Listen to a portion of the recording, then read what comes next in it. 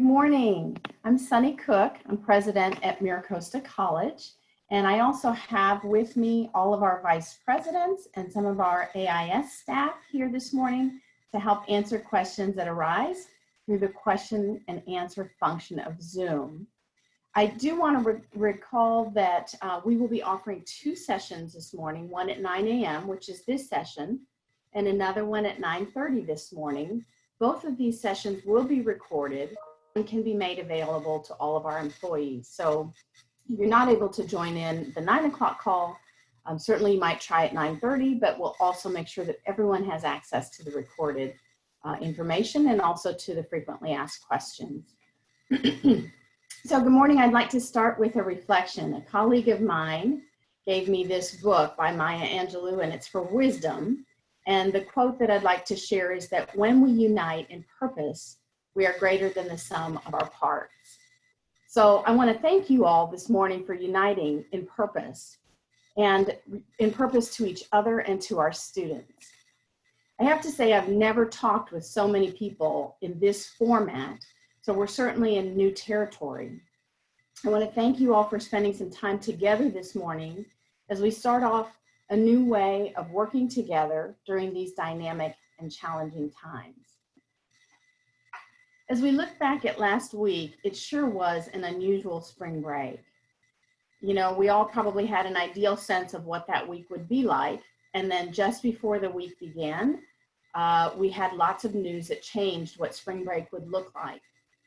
And so this next slide shows our students who are really in a modified version of spring break. They're sharing their social media pictures of spring break and trying to build community while they're dealing with the new normal of what spring break might look like for them. I feel the most regret about not getting to acknowledge our classified professionals as we normally would during this week with activities and professional learning.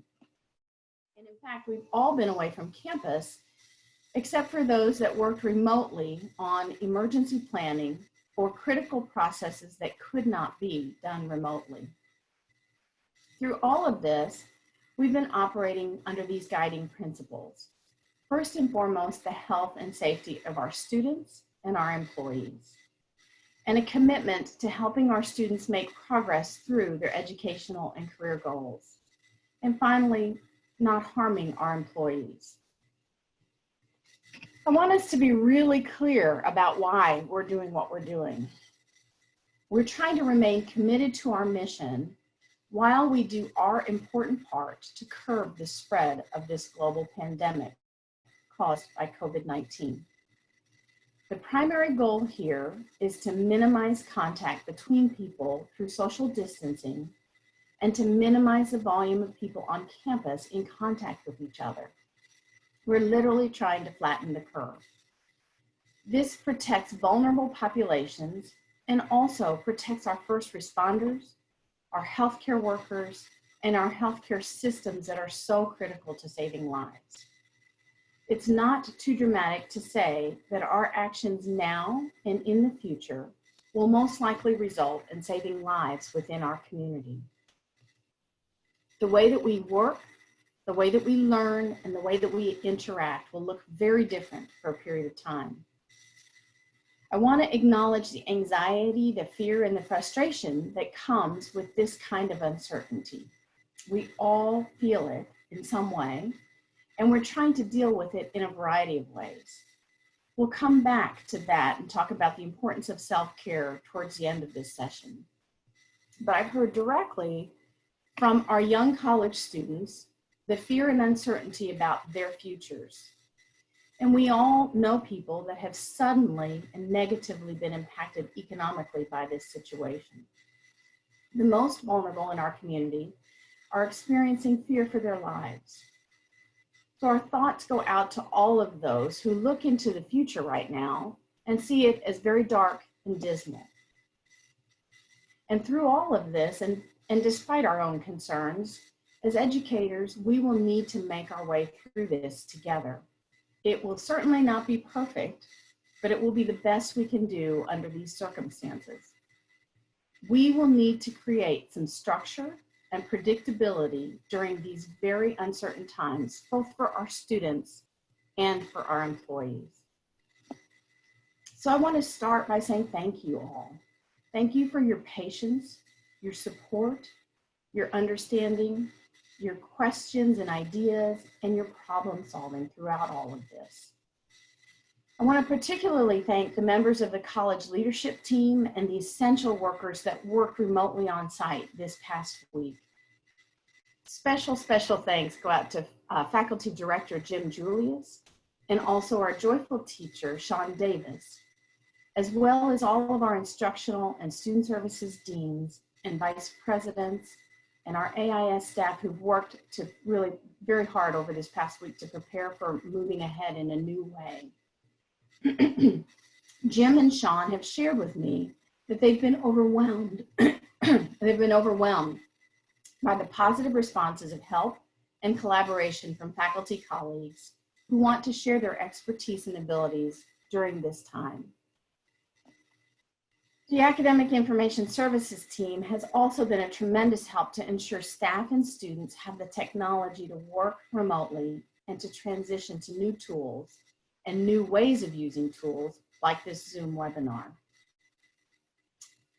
I want to now transition into the week of spring break that we just finished into the week of working remotely. So we're going to encourage you to stay home. Students are going to be home this week. They are going to get an additional week of spring break, and all of our employees will start working remotely this week. Our faculty will be transitioning their coursework to virtual and remote formats using a variety of means to accomplish this. We have a number of professional learning opportunities that will be available for you, and I know that messages have gone out with links to schedules and contacts and resources that will be available for you. At this time, our campuses are not on lockdown, but our governor has issued a stay-at-home order, and we're encouraging all employees, in fact, we're urging all employees to stay at home during the workday and also in off hours. If, for some crucial reason, you need to come briefly to your office or lab to perform some critical function that cannot be done remotely, you may do so, but we must abide by the 6 feet of distance between people, and we must minimize contact between individuals.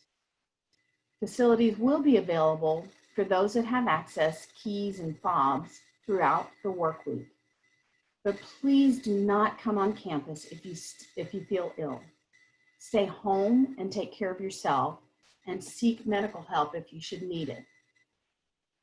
The County of San Diego has been very clear about prohibiting any activities on schools and colleges. This includes events or activities for students, for employees, or the public throughout the rest of the spring term. I want to thank our student services folks who will be finalizing plans to serve students remotely because we can't host any events for students on campus. Our foundation and student services have been busy identifying additional resources for students related to their basic needs, and we've also obtained laptops and for students who need them, and have also obtained free or low-cost internet access as well.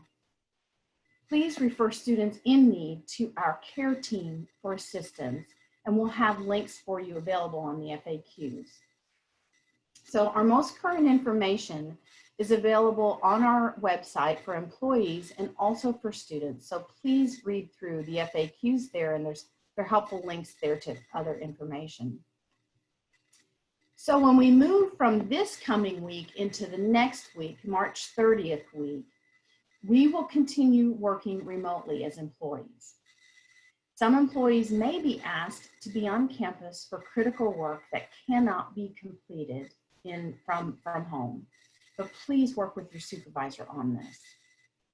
Our students will begin remote learning. So instruction will continue in this manner throughout the remainder of spring 2020. There are some indications that COVID-19 may impact us for a prolonged period of time with multiple waves.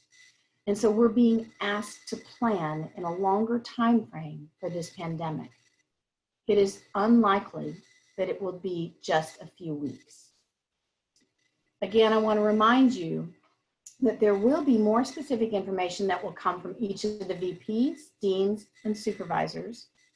But we will continue to communicate with employees through email, so please check that regularly. And our website will contain the most up-to-date information as well. We communicate with students through email, text, and our website, the same website, with specific information for employees. And information that goes to students is translated into Spanish as well. So I want to acknowledge at this time the emotions and the stress that we all experience during times that are this uncertain. We worry about ourselves, we worry about our loved ones, and we worry about those around us that are most vulnerable. This is certainly going to be a new way of working. It's going to seem remote and less personal. And it's natural to have some doubts and fears and to feel inadequate about these circumstances. So let me just share that I certainly feel inadequate about some of the technology that I'm going to be using this semester, but I'm bound and determined to learn just as we all are and to practice what we learn. We'll be learning together in this new way of work and learning. Our challenge is to use technology in ways that will allow us to show our MiraCosta caring to our students and to each other. We urge you to be creative during this time and to take some risks at using technology in ways that you might not have thought you could. I also want to encourage you to be kind to yourselves and to others. I want you to practice empathy given the pressures that you, your colleagues, and your students are under. Now, back to self-care. Some of us practice this regularly, and for others, this will be a part of our learning through this challenging time. It will be particularly important for us during a prolonged state of stress to take extra care of our physical, our mental, and spiritual well-being. I encourage you to do the things that we're all supposed to be doing even when we're healthy. And even under non-stressful times, right? We're supposed to be eating healthy meals, getting some exercise, sleeping in adequate amounts, and practicing some kind of mindfulness, whether that's meditation, deep breathing, or continuing any spiritual practices that you may observe. I want you to be forgiving of yourselves and others during these times. You're going to need to maintain your networks through the use of technology. So your social system is going to be more important than ever now, especially if this goes on for a prolonged period. If you are in need, I want you to reach out to someone through Skype or a FaceTime call or through the phone. And I want our employees to understand we have the Employee Assistance Service for Education, or the EASE program. It's always there for you if you want to talk to someone about what you're experiencing. I want you to know that we are in this together, and we will emerge from this stronger, more creative, and with additional tools and resources to cope with difficult times. In our employee FAQs, we have a number of tips and resources for working remotely and also for maintaining your well-being. Please don't hesitate to reach out for help because this is new territory for all of us. I want to conclude by expressing my deepest gratitude to each and every one of you for your courage, your flexibility, your caring, and your commitment to our students and to each other. So thank you. I will say that this session is being recorded and we will share that access. In addition, we have a 9:30 session this morning that will help others access the very same webinar in session 2. But I think at this point, our VPs have been addressing questions that are coming in through the question and answer function. And even if we can't get to all of those questions this morning, we will add information to our FAQs as it's necessary. And you'll also get more specific communications coming from the vice presidents, deans, and supervisors. So at this time, we have a few minutes left. Let me see if we can go to the question and answer function and see if any of the vice presidents would like to respond to questions that have come in that are college-wide. Diane, would you like to address any of the questions that have come in that you may or may not have been able to answer? Hi, Sunny. We haven't had any instructional related questions come in yet. Okay. Al-Qaeda, how about for student services? Same, but Vanessa just asked a question on whether that will still require students to come to campus for some classes, including lab, and that the answer for that is no. Okay, so yeah, Vanessa, that's a great point. When we left for spring break, just before that Friday when all of our schools shut down, and before the county did prohibit events and activities, we were thinking that people could come onto campus and students could come onto campus for labs and for additional support. That is not possible given the county mandate that there are no activities on campus.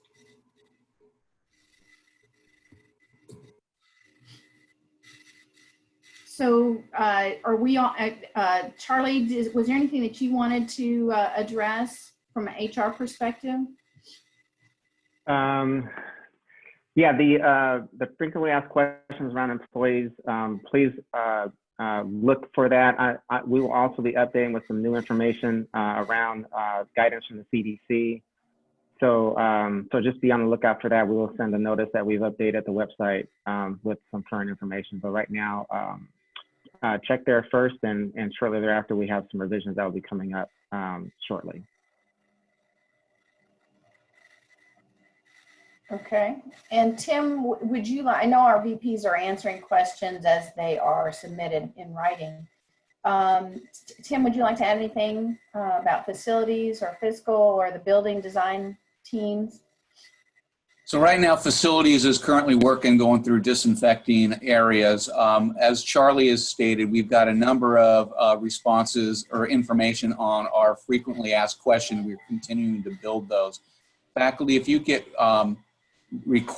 questions on how students would return rented textbooks, we will have that up this morning on the ways in which a student can both drop it off here at work or a free process for them to be able to mail it back to the bookstore. So just continue to look at the frequently asked questions, and we'll make sure that we get all the information up there as soon as possible. Okay. And I know that we're answering questions for folks that are coming in through the question and answer function. Kristen, is there anything that you'd like to add or a status on the questions that are coming in, or?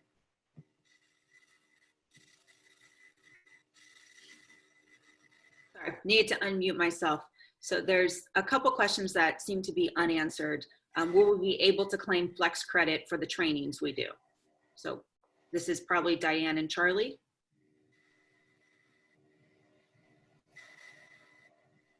And then asking about the tutoring. So all of that will be transitioning online. And then Yesenia, can students come to campus to pick up computers and get gas cards? Scott, do you want to unmute your audio to talk about computers and helping our students out? I know that there's additional resources coming in. Yes, so we're working on getting an inventory of all the computers on the various sites. We hope to have that complete by Wednesday latest, and then we can assess how quickly we can get those upgraded to be able to loan out. We'll rely on student services and the VPs to set the priorities on what goes out. If you have a computer that's functional and you need access, contact the help desk so we can know what the demand is and prioritize to respond as quickly as possible. And You want to jump in about students coming to campus to pick up computers and gas cards? Do you want to add anything to that verbally?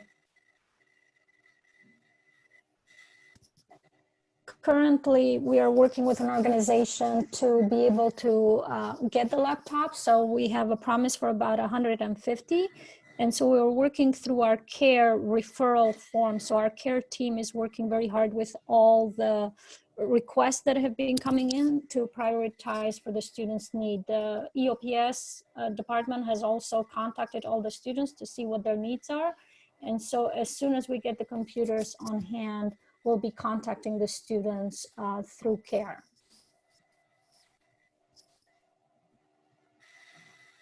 Diane, do you want to chime in on, can you please confirm as of now, we have classes both days of the week, finals week, without any conflicts, even Tuesdays? I believe that that is being worked on. Is that correct? I'm not seeing that question, so can you repeat it, please? Can you please confirm as of now, we will have classes both days of the week, finals week, without any conflicts, even Tuesdays? So we will not have any conflicts because we will be offering all of our instruction remotely, either via online or some other version of remote instruction. So there will be no classroom conflicts. And finals week is now a regular instructional week. So you can plan your finals accordingly in some remote fashion, whether online or some other version of a remote delivery. Okay. Also, I wanted to circle back to Flex. This week is a professional development week, and so I don't believe that there would be an issue claiming Flex for the professional development training. Okay. Charlie and Tim, will we be communicating information out on time cards and student worker time cards later this week? Yeah, so we will be sending out directions about time cards and how to, we're working on obviously an electronic way to submit time cards. And so I'm working with Carol right now to distribute something. We will have something out this week. Okay, and so there are a couple of questions, Diane, about since we're starting a week late, are we responsible for teaching all the content? Will students have an extra week of learning? Can you hit both of those at the same time? Sure, we understand that instruction is going to be compressed and there may have to be some reprioritizing that occurs, reevaluating your SLOs and determining what you have to hang on to, what students absolutely have to learn, and what things you may not be able to get to. So we understand that. We're still looking at the term ending the week of May 18th through the 22nd. Okay. And then we've got some questions about,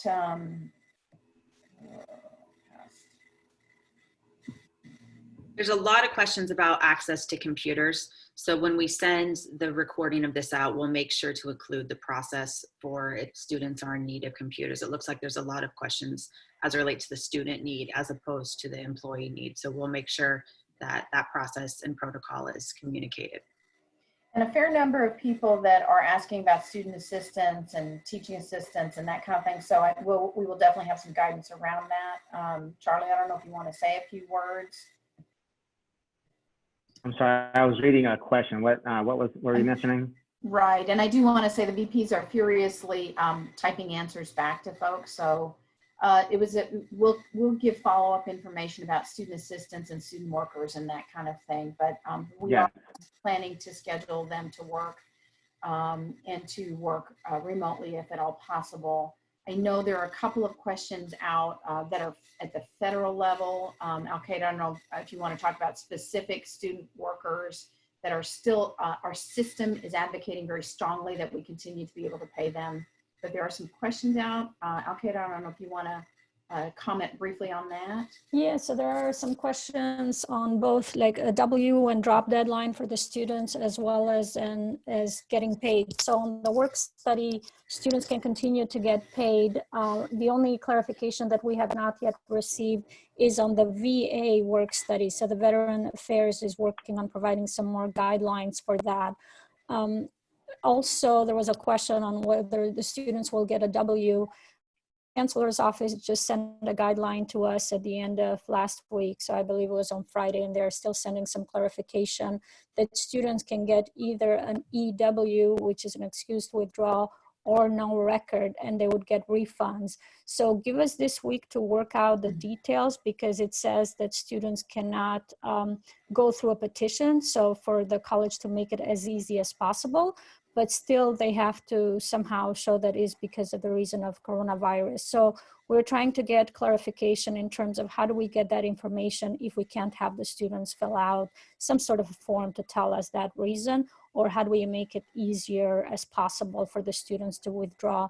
The other part also, we are trying to give students some information on how to be successful online, because maybe they have never tried it, and so they are not sure that they can handle the class because they have never done it before.